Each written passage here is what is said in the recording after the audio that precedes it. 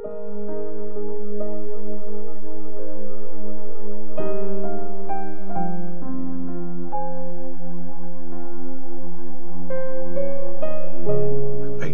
chapter 60. Magandang future ng Jerusalem. Bumangon ka at magningning, dahil dumating na sa iyo ang liwanag, at ang glory ni Lord sa iyo ay suminag. Kasi tingnan mo, babalutin ng dilim ang mundo, at makapal na kadiliman ang tatakip sa mga tao. Pero sisinag si Lord sa iyo. Makikita sa iyo ang glory niya. Lalapit ang mga bansa sa liwanag mo, at ang mga hari sa ningning ng pagsikat mo. Tumingin ka sa paligid at makikita mo, nagsama-sama silang lahat papunta sa iyo. Manggagaling sa malayo ang mga anak mong lalaki, at kakargahin na parang bata ang mga anak mong babae. Tapos makikita mo at magnining ka. Puso mo ay matutuwa at sasaya, dahil ang yaman ng dagat ay mapupunta sa iyo, pati ang kayamanan ng mga bansa magiging iyo. Sobrang daming mga camel ang darating sa iyo, mga batang camel na galing sa Midian at Ephah. Lahat ng galing sa Sheba magdadala ng gold at frankincense, at pupurihin ng mga tao si Lord. Lahat ng tupa sa Kedar pupuntahan ka. Ang mga lalaking tupa ng Nebayoth magsaserve sa iyo. Tatanggapin ko sila sa altar ko, at papagandahin ko lalo ang temple ko. Sino ba itong mga lumilipad na parang ulap, para mga kalapating bumabalik sa pugad nila? Talagang aasahan ako ng malalayong bansa. Una na mga barkong galing Tarshish na mag-uuwi ng mga anak mo mula sa malayo. May dala silang silver at gold para i-honor ang pangalan ni Lord na iyong Diyos, ang banal na Diyos ng Israel, dahil pinarangalan ka niya. Mga dayuhan ang magtatayo ng mga pader mo, at mga hari nila ang magsaserve sa iyo. Sa galit ko, pinarusahan kita, pero sa kabutihan ko, kakaawaan kita. Magiging laging bukas ang mga gate mo. Araw at gabi itong hindi magsasara, para madala sa iyo ng mga tao ang yaman ng mga bansa. Mga hari nila ang nangunguna. Talagang ang bansa at kaharian na di magsaserve sa iyo ay mapapahamak. Tuluyan silang mawawasak. Ang kagandahan ng Lebanon, mga best nilang punong kahoy, gaya ng cypress, pine at iba pa, dadalhin sa iyo para pagandahin ang tahanan ko, at magiging kamangha-mangha ang aking tuntungan. Ang mga lahing nagpahirap sa iyo, lalapit at luluhuran ka. Lahat ng maliit sa iyo, yuyuko sa iyong mga paa. Tatawagin kanilang city ni Lord, ang Zion ng banal na Diyos ng Israel. Kahit na pinabayaan ka at iniwan at iniwasan ng lahat, forever kitang paparangalan. Di matatapos ang iyong saya. Uubusin mo ang yaman ng mga bansa.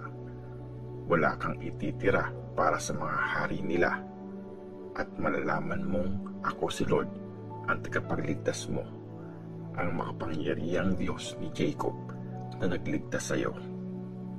Instead na tanso, ginto ang dadalhin ko sa iyo, at imbes na bakal, silver. Instead na kahoy, bronze. Imbes na mga bato, bakal. Kapayapaan na ang magiging amo mo. Katarungan ang paghahariin ko.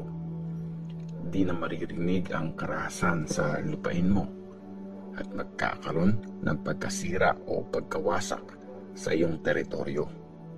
Tatawagin mong kaligtasan ang mga pader mo, at papuri naman ang mga gate mo.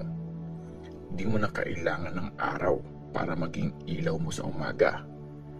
Di mo na rin kailangan ang liwanag ng buwan para bigyan ka ng ilaw sa gabi. Si Lord ang magiging ilaw mo magpakailanman. Ang iyong Diyos ang magiging liwanag mo. Di na lulubog ang araw mo. Di na magtatago ang buwan. Si Lord ang walang hanggan mong ilaw. Matatapos na ang pagluluksa mo. Magiging matuwid ang bayan mo. Sa kanila ang lupain forever. Sila ang mga tumubong halaman na mismong kamay ko ang nagtanim para sa aking karangalan. Ang mga angkang di mahalaga, dadami sila, at ang pinakamaliit magiging makapangyarihang bansa. Ako si Lord, sa tamang panahon, agad ko itong tutuparin. Isaiah chapter 61. Magandang balita ng pagliligtas. Nasa akin ang Espiritu ni Lord God, kasi pinili ako ni Lord para magdala ng magandang balita sa mga inapi. Pinadala niya ako para pagalingin ang mga pusong nawasak, para i-announce ang kalayaan ng mga nabihag at makawala sa gapos ang mga nasa kulungan. Pinadala ako para i-proclaim na darating na ang time na ipapakita ni Lord ang kabaitan niya at ang panahon na paparusahan ng ating Diyos ang mga kaaway. Pinadala ako para i-comfort lahat ng nagluluksa at bigyan ang mga umiiyak sa Zion ng mga koronang bulaklak sa ulo instead na abo, pabangong oil ng saya instead na pagluluksa. Suotan sila ng masayang papuri instead na matinding kalungkutan. Dahil dito, tatawagin silang mga punong matatag at matibay, mga tanim ni Lord para ipakita ang kanyang kagandahan. Itatayo ulit nila yung mga nawasak noon, mga bayang nasira dati. Aayusin nila yung mga nawasak na city na napakatagal nang sira. Mga dayuhan na mag-aalaga ng mga tupa nyo. Sila rin ang tagasaka nyo at taga-alaga ng mga ubasan. Pero kayo, tatawagin mga priest ni Lord. Makikilala kayo bilang mga servant ng ating Diyos.